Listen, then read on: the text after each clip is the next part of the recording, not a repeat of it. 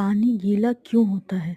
मतलब पानी किसी भी वस्तु पर क्यों चिपकता है? जबकि कुछ वस्तुएँ ऐसी होती हैं उन पर पानी नहीं चिपकता है। तो 2 प्रकार के बल होते हैं, ससंजक बल, आसंजक बल।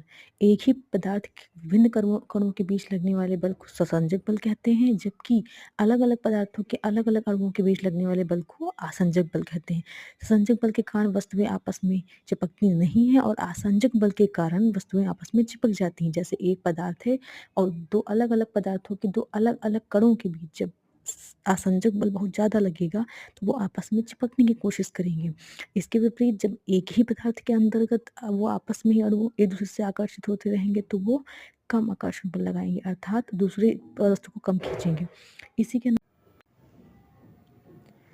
क्योंकि यहाँ पर एक ही पदार्थ के हमने 2 अणु ले लिए हैं, जैसे या पानी के 2 अणु हाइड्रोजन ले लिए हैं, तो इनके बीच आकर्षण बल कम लगेगा, अपेक्षाकृत पानी और काँच के 2 अणुओं के बीच लगने वाला आकर्षण बल।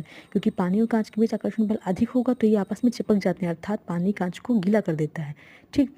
इसी प्रकार से अगर हम आगे क्वेश्चन को देखें कि कुछ ऐसे पदार्थ होते हैं जैसे चॉक, ठीक? चॉक से जब हम बोर्ड पर लिखते हैं तो लिख जाता है, अर्थात चॉक चिपक जाती है बोर्ड पर। अब आप बताइए ये किस वजह से होता है, ससंजक बल के कारण या आसंजक बल के कारण? ठीक है।